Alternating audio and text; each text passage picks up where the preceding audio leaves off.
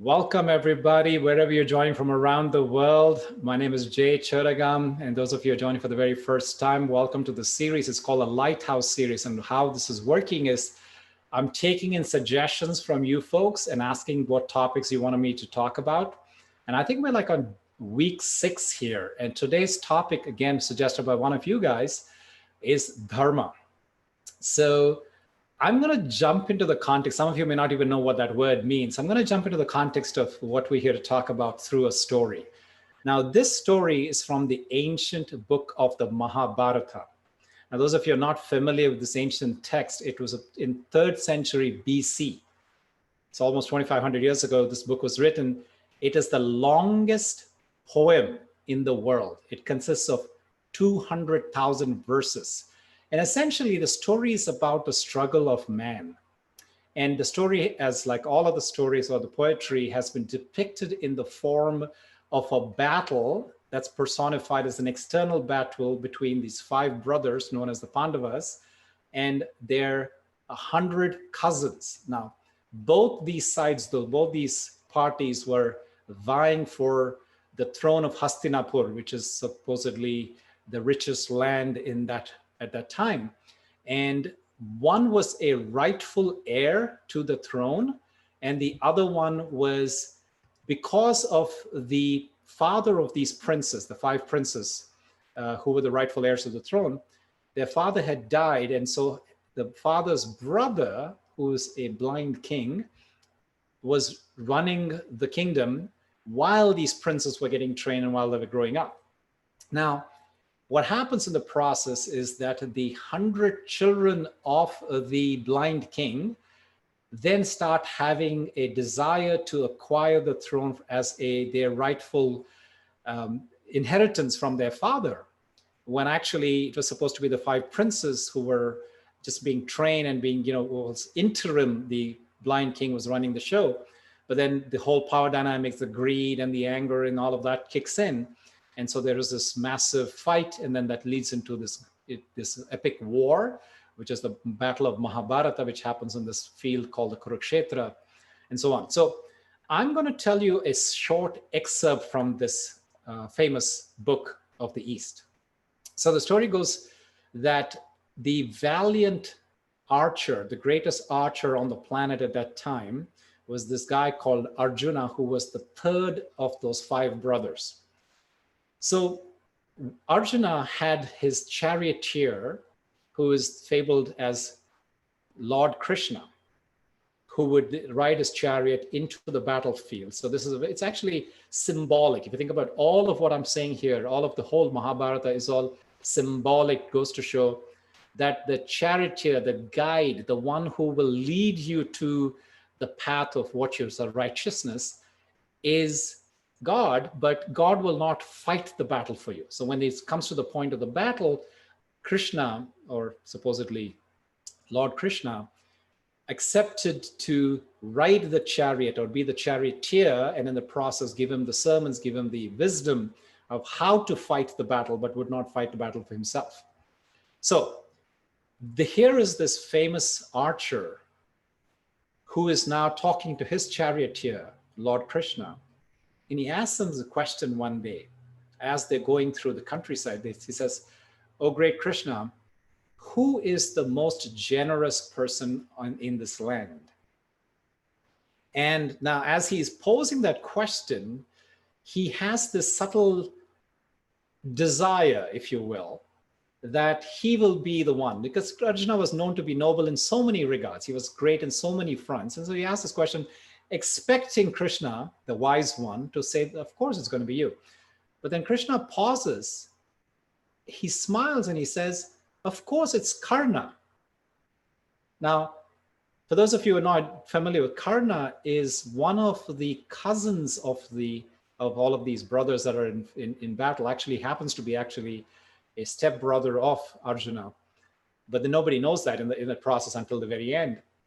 And so Karna ends up with the 100 brothers, the enemy lines, across the enemy lines. He ends up with that team because he is a person of great integrity when it comes to honoring his word.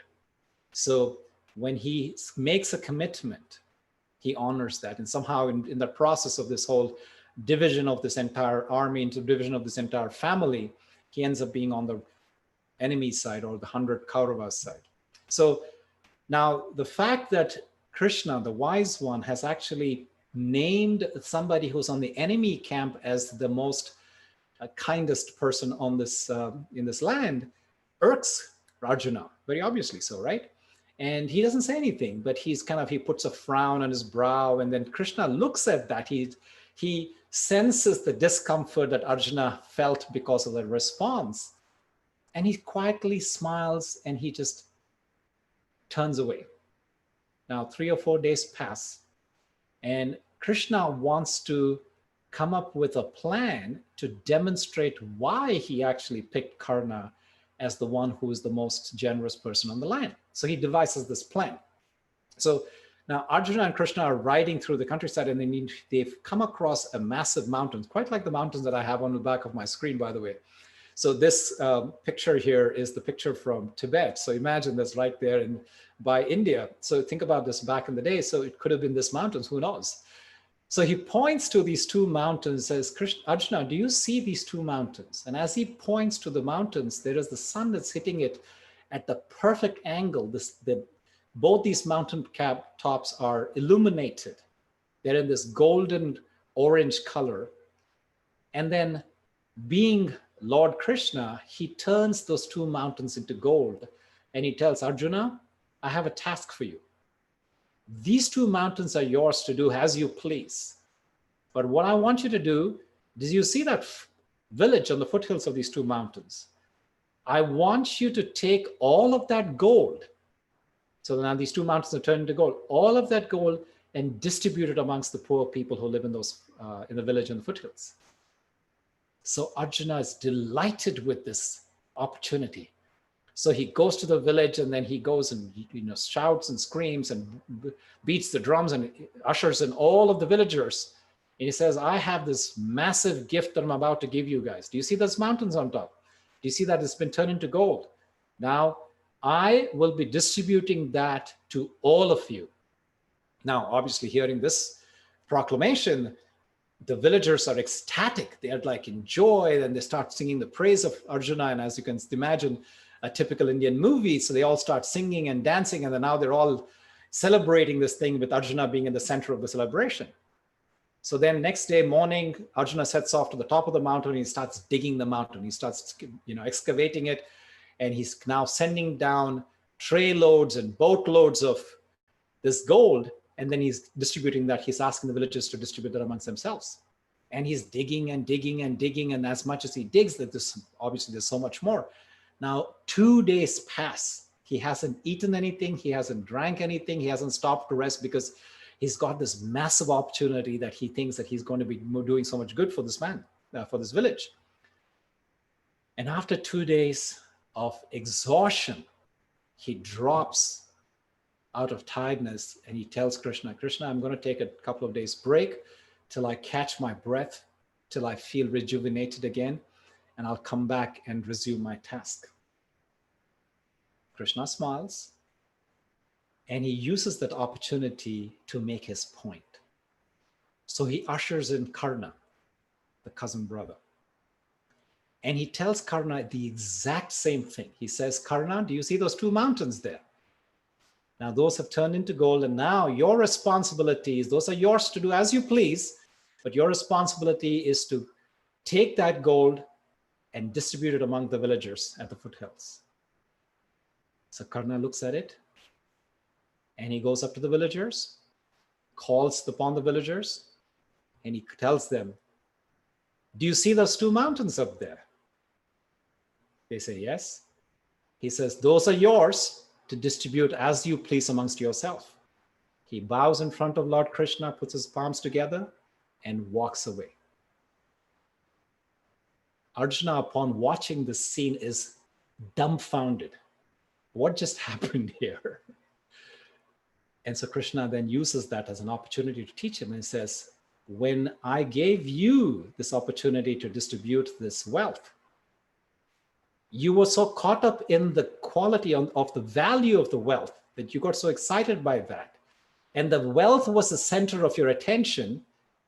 And then you put yourself as the great donor there and made all of these people sing and dance around you, versus your brother there was more interested in the act of the donation rather than what he would be perceived in the process of donation.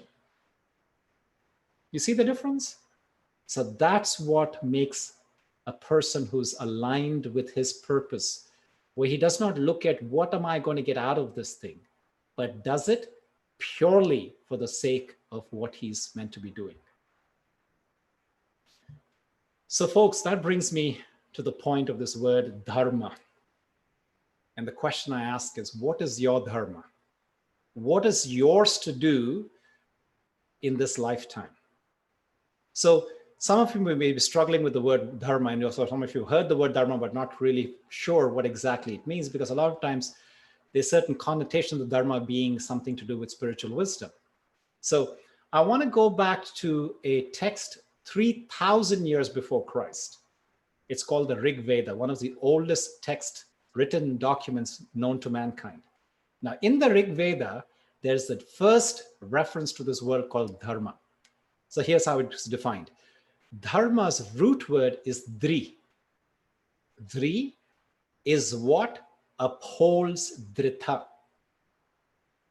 Now, what is dhrita? Dhrita is the eternal laws of the universe. Now, whether you accept it or not, whether you like it or not, whether you know it or not, these are the laws that govern life on earth. One such law that we are all familiar with is the law of gravity. Now, whether you respect it or not, we are bound within the laws of gravity. So it's like that. There are certain laws that we don't understand, but it is to our interest, to our best of our wisdom, that we should try and understand these things. And I'm going to talk about some of those things briefly later on in the session. But let me go on to say now, so dhritas are the laws of the universe. And if you think about it, as humanity has progressed in the thousands of years and as we know it, different religious founders or dharmatmas have come to teach us these laws of the universe, these fundamental principles that guide life on earth. Now, whether it's Moses, whether it's Jesus, whether it's Prophet Muhammad, whether it's Buddha, etc., all of these people have come at different points in the history of time to do exactly the same thing, to align us with what is fundamental to our human nature, or what can increase our sense of divinity.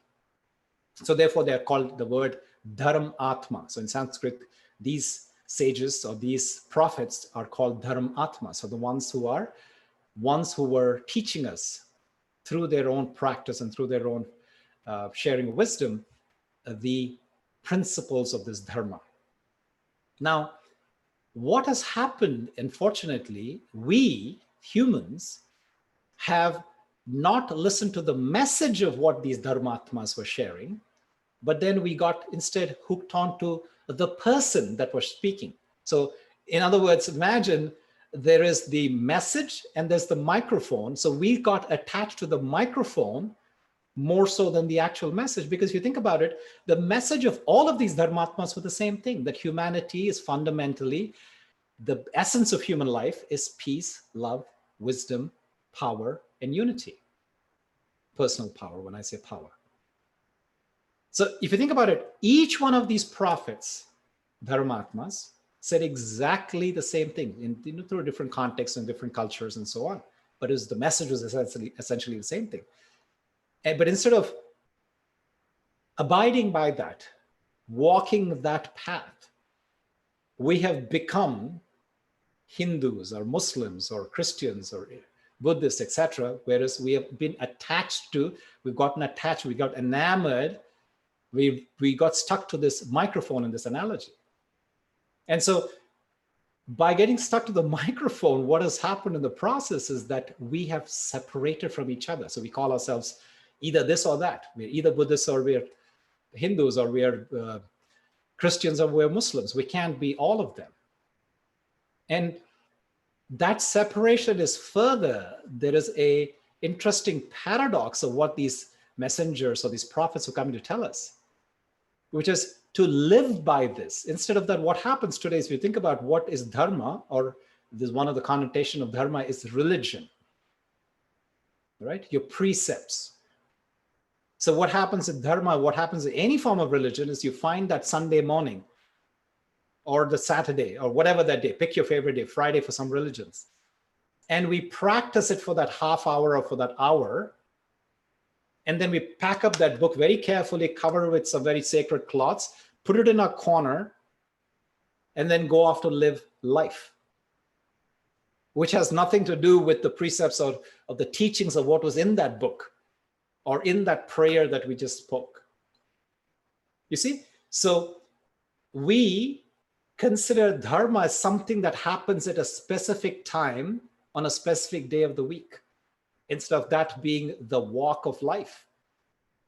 So in that process of separating dharma from real life, we have introduced our own struggle.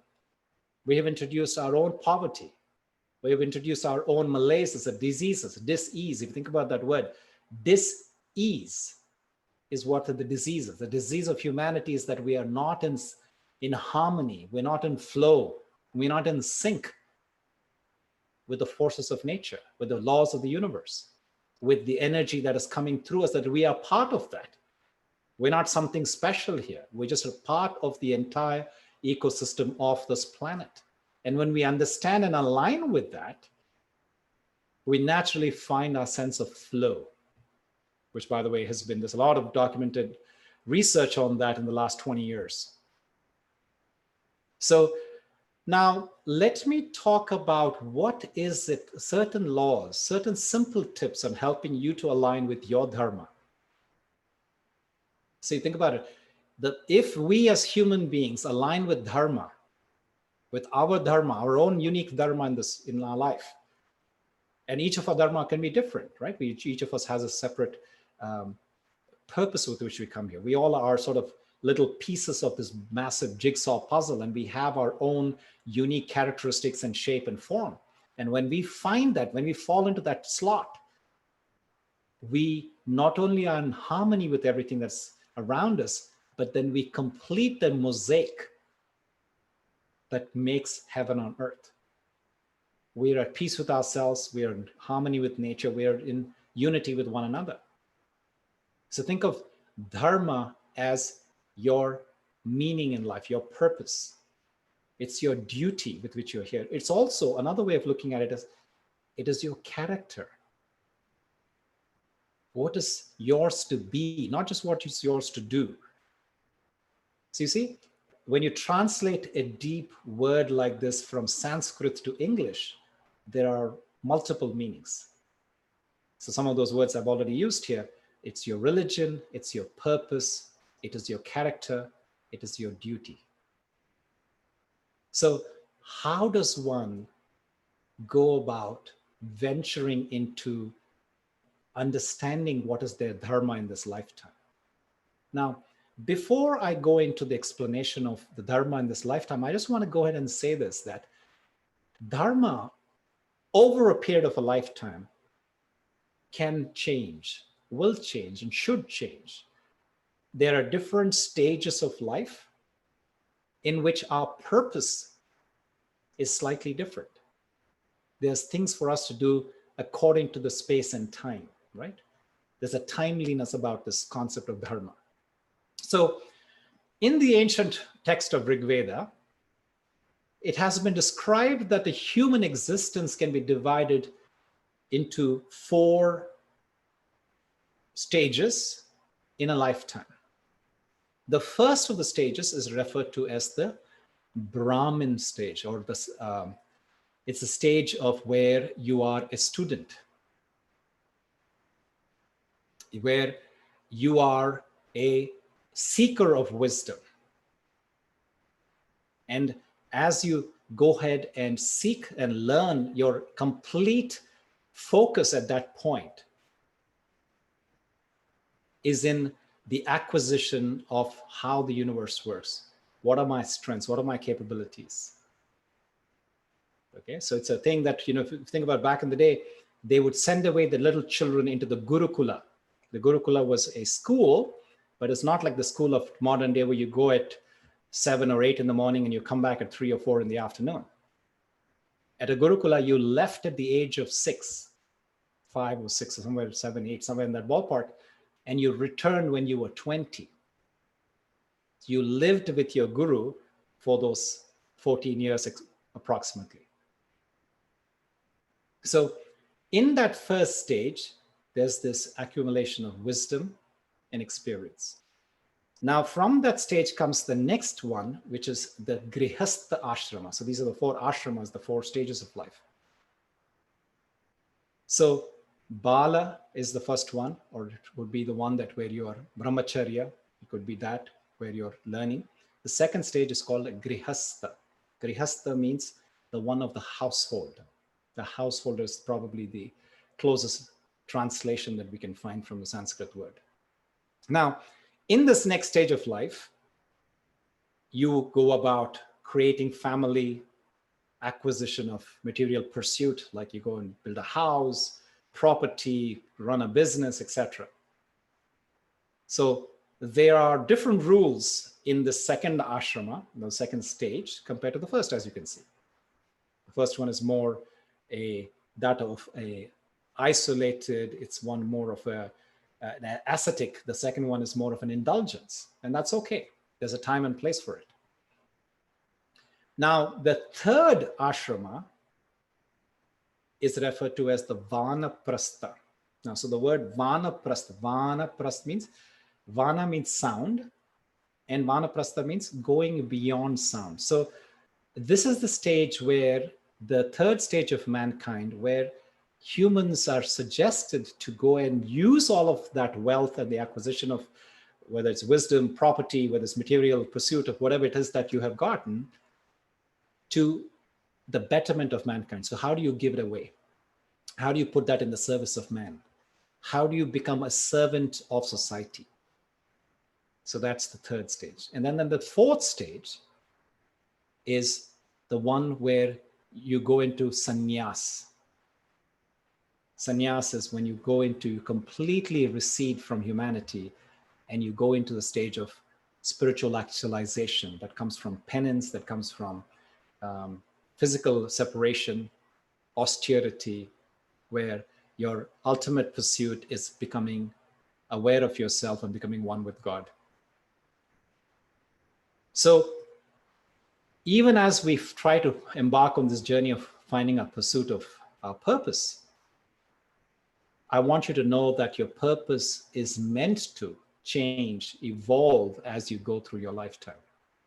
Okay, so now let's talk about what are some tips. There are many, many, many, many treasure trove of things that one can do to find their dharma.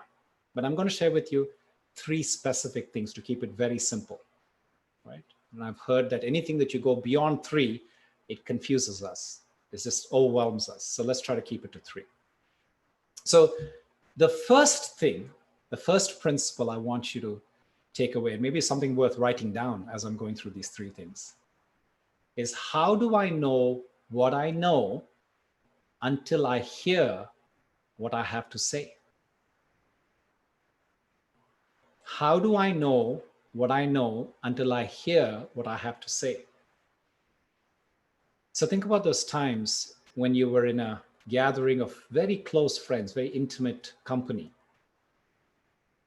and you're very relaxed. You're very natural in your skin. You're very kind of, you're very comfortable with yourself in that moment. And then there's a conversation going on and suddenly you say something. Something comes out through your mouth, which comes out so perfectly timed, perfectly placed at that moment for that discussion that's going on, that people look at you and say, whoa, that was pretty deep. And then you look at yourself and you says, yeah, that was deep. I don't know where it came from. It just came through my mouth, but it's not really from my intelligence or something like that. So there are times when we get into that stage of quietness in synchronicity, in harmony with our heart, not in the head. Because, this is the thing, the head actually gets in the way between you and your wisdom, between you and that guru that's within you, within each one of us. We all have it, which is one of us. You don't have to, I always keep saying this in all of my webinars, you don't have to go to the Himalayas, you don't have to go live in a cave, you don't have to find a monastery. If you can only find a way to tap into that immense wisdom that comes from quietening your monkey mind, your guru is right there, your enlightenment, your moksha, your nirvana, call it different words, is waiting to happen right there. And as they say, the longest journey that a human being takes is this journey from the head to your heart. So in those moments of quiet contemplation, where you're completely quiet in the head and with an open heart, you will find wisdom that comes from you or through you. Look at it any which way you want. Elizabeth Gilbert, this famous author, if you've heard this, have you read the book or watched the movie, Eat, Pray, Love, she talks about it. She says that she has interviewed many, many authors, and she has a personal experience to vouch for that. She says this wisdom of this book, the story that we write and this becomes a bestseller, it's actually not ours. It is actually something that is downloaded to us. It's coming through us. And she uses the analogy, it's like a train. Sometimes a train comes and passes through us, and if you're not there at the right time with a book and a pen and paper, it just goes away. You miss the train. And she says, as a creative person, our job is to show up, to create that discipline where I create that environment around me. So whatever that is, in this case, particular case of meditation, you maybe require a quiet place. You tell people that, you're going to take this 30 minutes, an hour, whatever that window of time is. You find a particular corner that doesn't have too much distraction. That's showing up to yourself, making yourself present for that train. And she says the analogy, if she says that it's like a tiger that comes through me. And if I don't put that tiger or capture the tiger into paper, it's gone. And sometimes it's going through me and I find it and I have to catch it by its tail and yank it back into me so that I can actually put it down onto paper. So this is what the sages and saints were saying 5,000 years ago when they say that you quieten your mind. In the stillness of a quiet mind will yourself be revealed to yourself.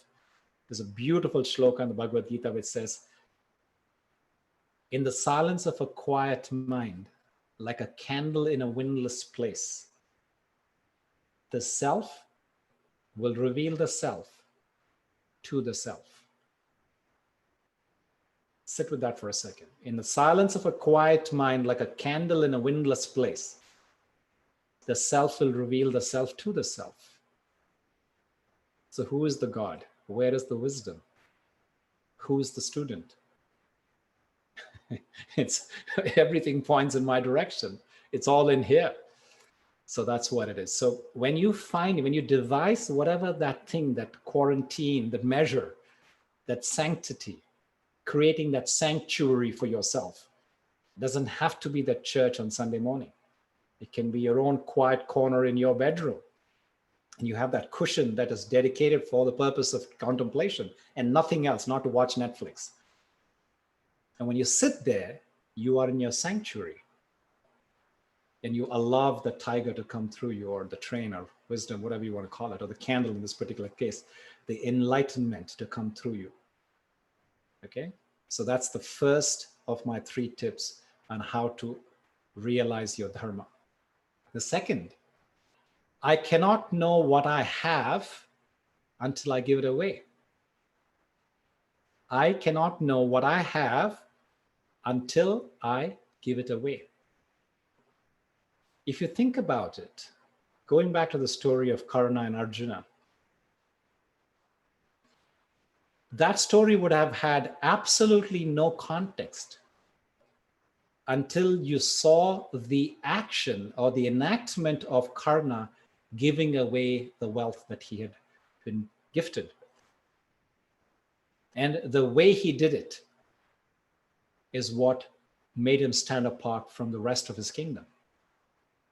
So once you find that gift, or you have an inclination as to what that gift is of yours, find a way to give it away. And I tell you folks, in that process of giving, as that thing again, as it's going through you and being given away to someone, in that process, you are the first beneficiary. You're the first witness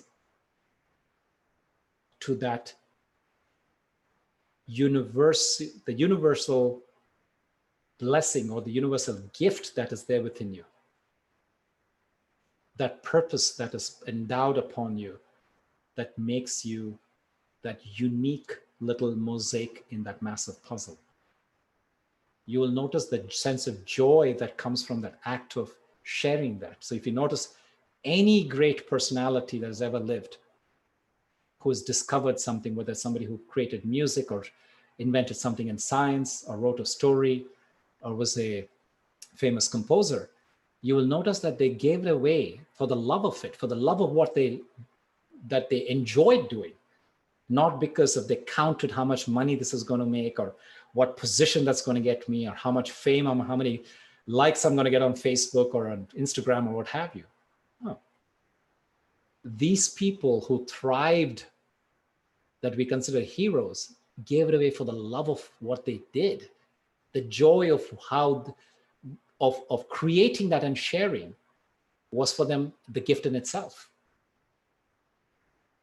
And love, and I keep using the word love as I'm sharing this, is one of those things that you can go and experiment for yourself. You will not realize love until you find a way to give it away. In the process of giving, you become a witness to that. And there's a sense of joy that arises from that. So this is quite in contrast to what the world thinks, which is love means the acquisition of someone or something. No, you are love. We are, each one of us. I am love. That's what I am at the essence of my being. And in that process, the only natural thing for me to do is to give it away. And conditionally, not to those two people that are in my household or those people that I'm responsible for or something where there's a give and take. There's no transactional thing. This is not transactional. But just like in the story of Karna, selflessly giving it away for the sake of giving it away and noticing how you feel in the process. So which brings me to the third tip I have to share with you to find your sense of purpose. Life can never be fun until I choose the day for it.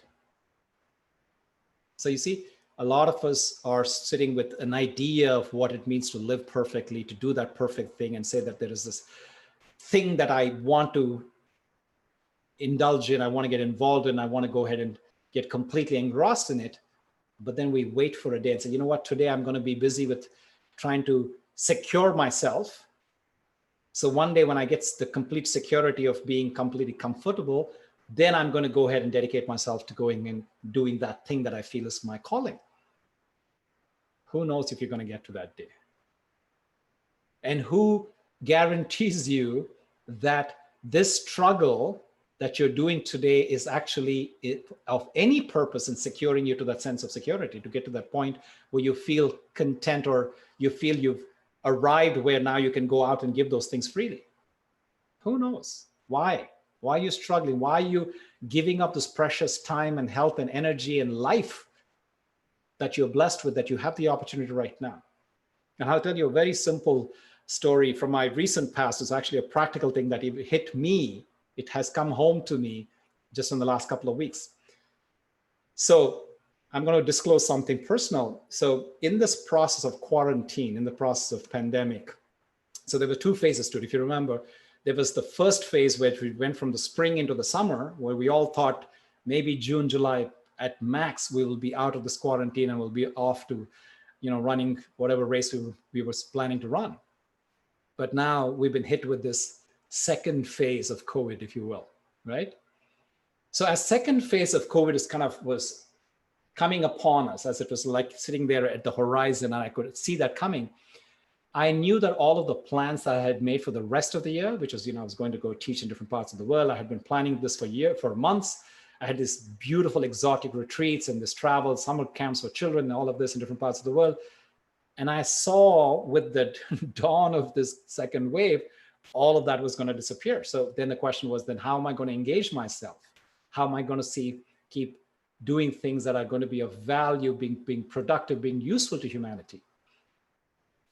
So I realized that there is these, obviously this virtual technology and this tool, which we're here listening to each other. Now there's that, but there's also there's a very deep desire for me to explore and for a desire for adventure, which some of you may be aware of. My retreats happen to be actually a combination of all three things, right? There is the spirituality, there is the adventure, and there is these exotic venues that we like to go. I like to take people and explore, right? So the way that we explore culture and so on and so forth. So for the second two, the adventure and the exploration part, a friend of mine actually talked me into getting a camper van, believe it or not. So I'm in the process of right now, folks, in full disclosure, I have acquired a camper van and I'm building it out, but that hasn't been an easy process because it came from nowhere. It was a conversation, again, it was one of those conversations that, with kind of a heart to heart with my friend. And I was telling him, this is what I'm feeling, what do I do sitting here in the Bay Area? I feel like stuck here. And I mean, not a bad place to get stuck, but still, I'm used to traveling so much. And I feel like, how am I going to channel my energy and my curiosity? So anyway, you've got talking this idea of camper van. And then the second phase of that, I started researching it. Day in and day out, I started pouring into videos and started understanding how does this thing work?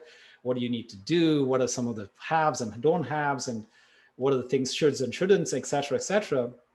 And there was this one piece of wisdom I want to share with you, which ties to this idea of dharma. So this is one guy, some Caucasian dude somewhere in the Midwest.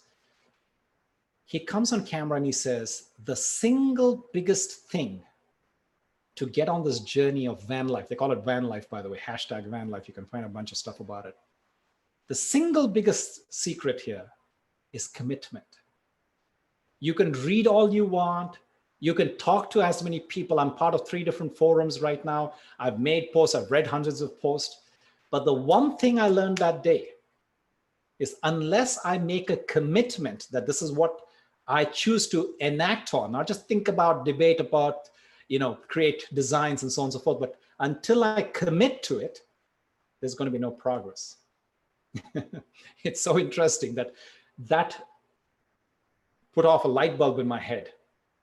And the next day, I found a van here in the Bay Area, talked to the guy, and with the next 3 days, I had actually bought it, purchased it, and I was driving home with it. And then the rest is history. So when I talk about this third point, that life will never be fun until that I choose the day to begin that journey, to walk that, not just think about it. So the moment you decide to make the commitment that this is it, that's when your dawn or the new beginning begins. So with that, folks, I'm going to change the conversation into the contemplation section, where I'm going to take you through a very profound meditation exercise. And this is an exercise I've been doing for approximately 15 years, almost every single day. And it's one of my favorite go-to ones, and you'll see why. So before we jump into the meditation, I want you to take a quick stretch. So I want you to go ahead and put your palms on your shoulders.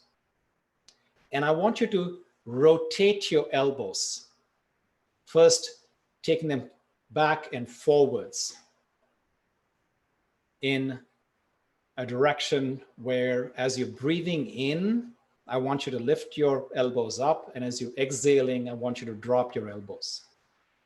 And try to make the rotation as big and wide as you possibly can. Imagine that you're making these big O's or circles with your tips of your elbows. Now, I want you to reverse the direction of this rotation. Breathing in again as you're taking it up and breathing out as you're dropping your elbows, creating this big as an O that you possibly can.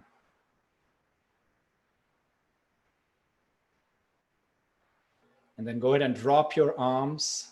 And if you want to close your eyes, you can do so or keep it open, however you feel comfortable. But I want you to now drop into your heart space.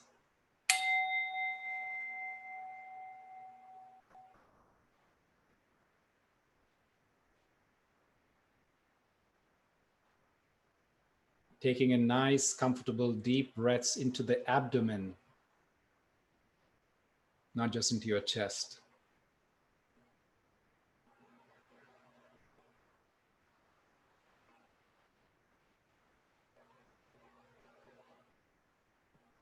Just like when you see a baby sleeping very peacefully, you'll see the rise and the collapse of the stomach, not the chest.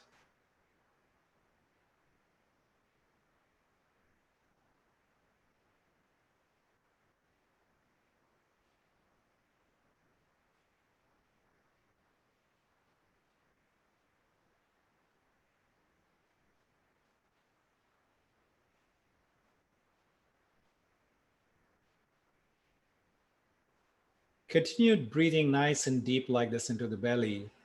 And I'm going to describe to you the process of the next few minutes that I'm going to lead you into. This is a conversation between your head and your heart. The way we're going to go about this conversation is that I'm going to go ahead and pose a question and then pause. And as I pose the question and pause, you will ask yourself this question. That is, the head will ask this question and wait. And the wait will be answered with a response. And let the response emerge as a vision or as something that you see, not just what you think. So there's information, but if you wait long enough, you'll actually see that in a visual form. That's the nature of the heart. And so as we go through these 5 questions that I'm going to pose and have you ask your heart, try not to have anything else distract you in the process of these 5 questions, because each of these 5 questions is very purposeful. It takes you to another level underneath the surface. And so what distractions do is that they come in a way to bring you back up to the surface. It's almost like you have to restart it all over again if you pull back up with the vagaries of the human mind. So try to stay with it. And if any distraction comes, just tell yourself, for the next few minutes, I'm just going to stay with this process and I'll come back to whatever the distraction wants me to think about later.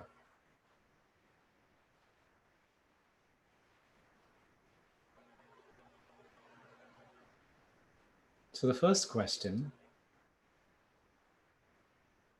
who am I really?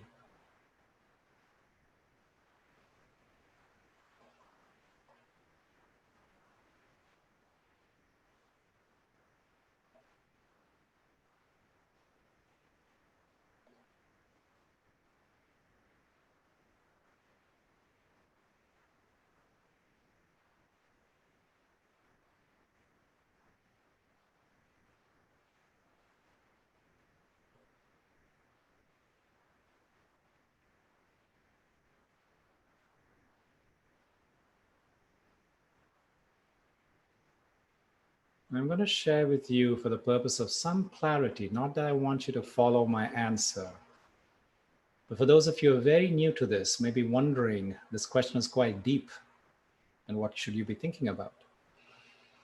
So I'm going to share with you the response that emerges for me, just as a way of being a scaffold and not the answer in itself.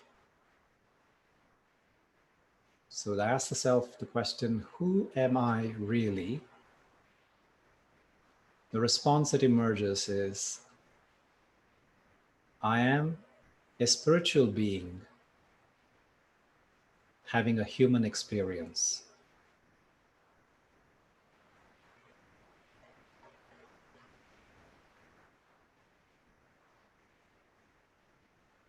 Second, what is my true form?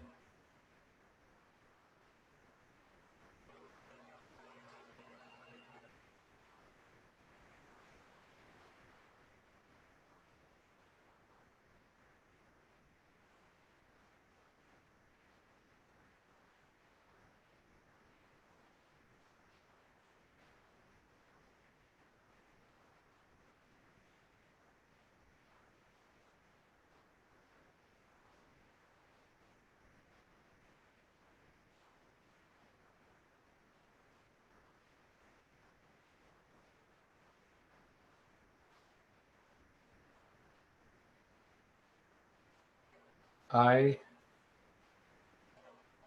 the spirit, am like a spark of energy.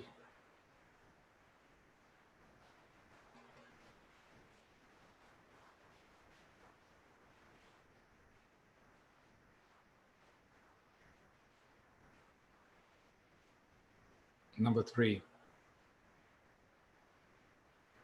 what is my natural nature?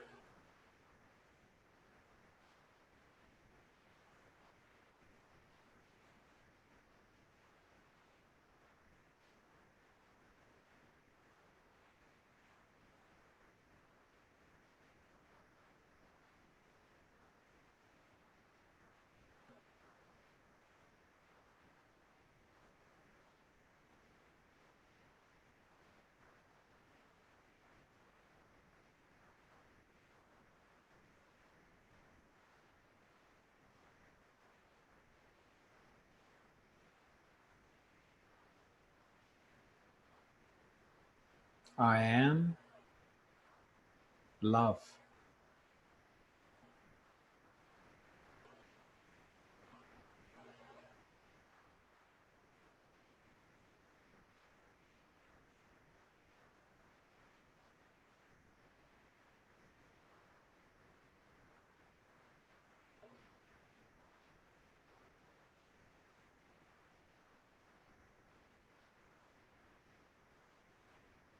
Number four,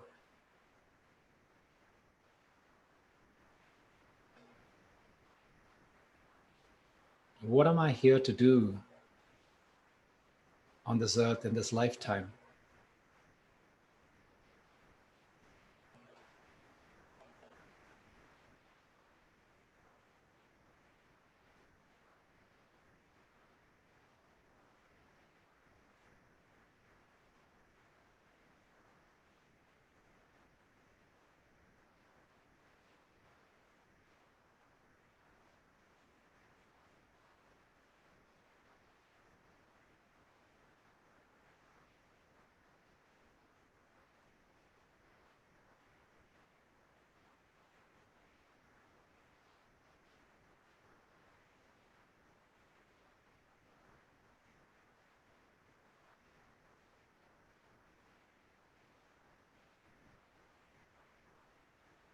I'm here to be inspired and to inspire others.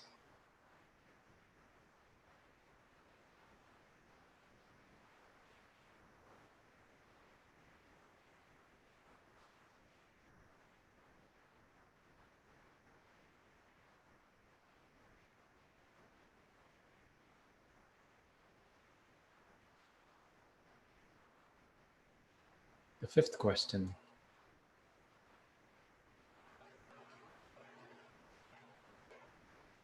where is my home? Where did I come from? And where am I going?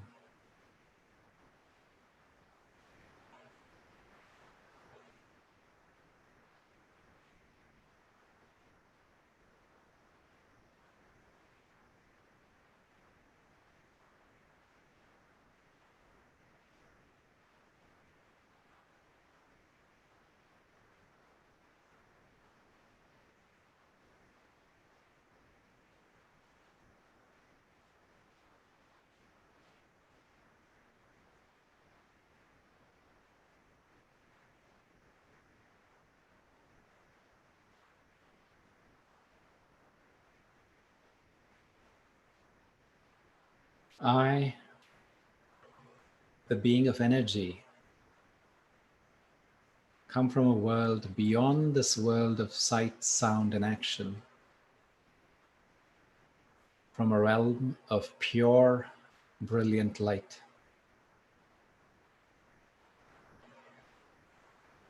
When I come into this world, putting on a costume to play a part. And when that part is up,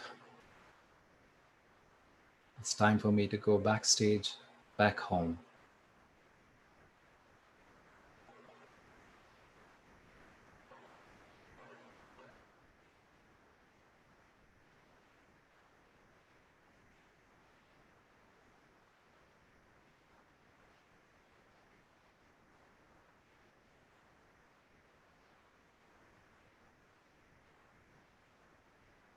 Notice how you feel right now.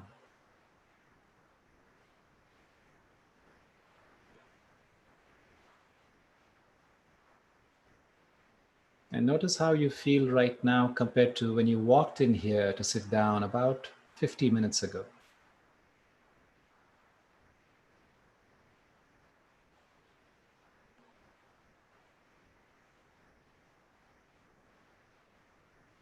And if you had to summarize how you feel right now in one word, what would that be?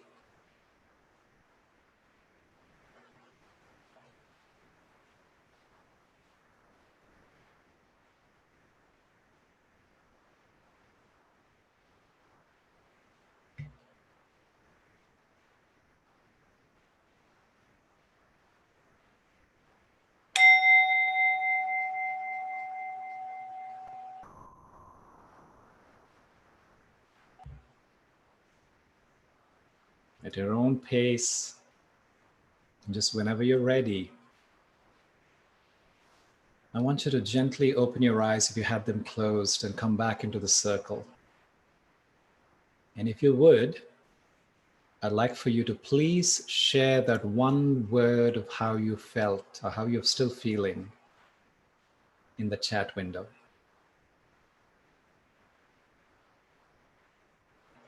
And while we're waiting for these responses to come up, I ask that you please come up with questions that you might want to ask and post them in the Q&A tab that you'll see at the bottom of your screen.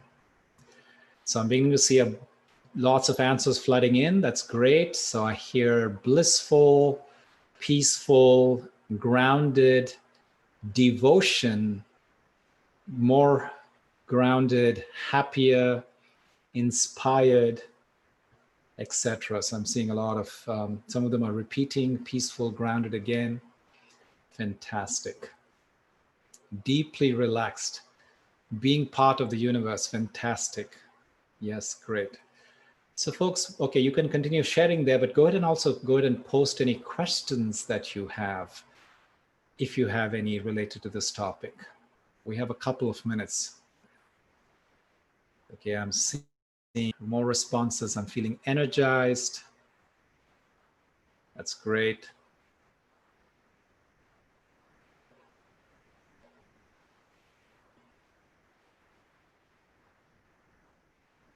So I know one of the questions that always comes up is the picture.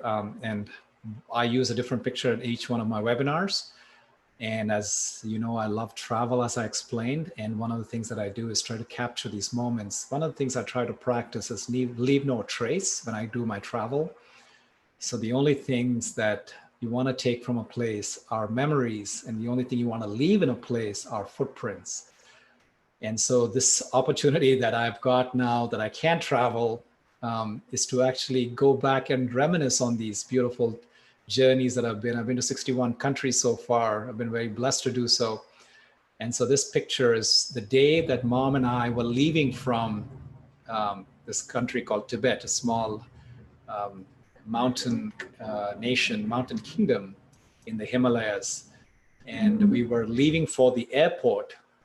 And while we were driving away, I don't know, for some reason, I just had this urge to turn behind and look through the back window of the van. And I saw this glorious scene. It was like, I don't know, 6:30 in the morning. We were leaving and catching an early flight. And I told the driver to stop in the middle of the road. And the beautiful thing about Bhutan is there's very little traffic and commercialization. And I got this glimpse of what you're seeing here. So this is the majestic Himalaya mountains on a typical summer day. Believe it or not, this is summer. So this is not really the peak of the snow season. Anyway, I got a couple of questions here. What is the relationship between dharma and death? Great question, Melissa. So you see, a person feels in peace when they are living according to their dharma. Now, I'll tell you 3 salient examples that we have in our recent history that all of us can relate to. If you look at the story of Mahatma Gandhi, if you look at the story of Nelson Mandela, if you look at the life story of Martin Luther King, now these are 3 individuals who were at grave odds against the tyranny of the rule that they were in the midst of. They took up challenges that were daunting. If you think about it, they could have been shot, they could have been jailed, they could have been beaten up, they could have been electrocuted, they could have been tortured for the brave acts of non-violent resistance that each of these individuals that I've named chose to take on. But you know what was the driving force of all of these 3 individuals? That mission that they were on, that purpose which they were pursuing was greater than themselves. It was something that would probably take more than their lifetime. They knew that. They knew that fully well, that pursuit, that march, if you will, was something that would take more than their lifetime to realize. And so when they were so aligned with their purpose, the fear of death never slowed them down. And as you can see in all of these, in 2 of those examples, these people were actually shot prematurely. They didn't actually live to the natural end of their lives, but the purpose caught on, was contagious. That vision was brought into reality by the greater community, the greater masses, by the civilizations. That now these are 3 individuals that have been quoted over and over again in the last century, and they will be for many centuries to come because of their alignment with their dharma. You see? So how death is just a threshold through which you walk when you're living your dharma. You're not afraid of it because you know that your dharma will carry you through this and bring you across the threshold on the other side, where you will go ahead and continue to pick up exactly where you left off. So there's nothing to fear. Great question. Okay, so I'm going to take one more question. I know we kind of over time here, but let's go ahead and do this one. Actually, it's not a question, it's a comment in the question window. It says, all my questions are answered right now. And thanks, Linda, for sharing that comment here in the question tab. But that's very true if you think about it. The questions come about when you're sitting in your head space, right? When your rational mind, your monkey mind is kind of beating around, this noise in there. But the moment you drop into your heart space, like you said, the questions are answered. I don't have any questions. Why? Because like I said, the guru, the wisdom that you seek is there within you. It's only a question of tapping into that space. And as we have just experienced right now, some of us have fallen to that place where all the rational thinking, the manipulative, the calculative, the measuring part of us completely kind of drops away. There's actually a beautiful book, if you want to understand the science behind all of this. It's called My Stroke of Insight by this lady called Dr. Jill Bolte Taylor. She's from MIT. And she talks about how one morning she's getting ready to go to work. She's a research scientist in neuroscience. And as a neuroscientist, she's got a very busy workload and she has an experience of a stroke. And she gets up and says, you know what, I don't have time for a stroke. Let the stroke come at a different time. I got to get to work and get my, job done. But then she goes through the process where the stroke actually debilitates her. She cannot get up. She can't get off. She even is trying to call 911 on the phone.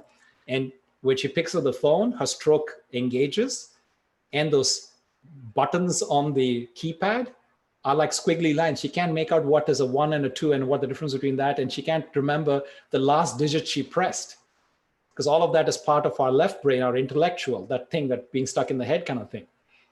But she says, in that process, even though I felt like I was in the brink of death, I felt a sense of bliss. I felt a sense of wholeness. I felt a sense of complete unison with the universe. It's a beautiful book. And there's also a TED Talk. By the way, that TED Talk that she did, My Stroke of Insight, was the first TED Talk ever to go viral. That means hit 1 million users. So go ahead and listen to it and read the book as you please. So then Satish is asking a question, is Dharma defined by one's consciousness? Yes, and it's important the word that you understand the word consciousness. Consciousness is part of the heart space, which I was talking about all along. Consciousness is not part of the head space, because the rational, the thinking mind, the manipulative, calculative mind will lead you to what it thinks that it wants, right? There's a big difference between your wants and what you need to be doing, which is your dharma. So yes, it's when you quieten that monkey mind, you're going to be in touch with your consciousness, which is then going to guide you to be aligned with your dharma. What's yours to do in this lifetime? Great question. So folks, with that, thank you for hanging in here. We took a little bit more time than I usually do, but obviously this was a very interesting topic. Thank you, Satish. Actually, Satish was the one who proposed it, and it was queued up for quite a few weeks, but we got a chance to dive into it, which I'm grateful for the opportunity to having done so. This is a topic obviously very, very aligned with it's something that I always constantly think about, and I try to constantly learn. And of course, sharing is one great way for me to deepen my own understanding of the subject. So with all of that said and done, I want to thank you for your time and for your attention. Keep the suggestions coming. Keep sending the topics you want me to cover in the future. And with that, stay well. If you're in a country where you need to be in isolation, please be careful. Take your precautions. And until I see you again, stay safe and stay well. Thank you.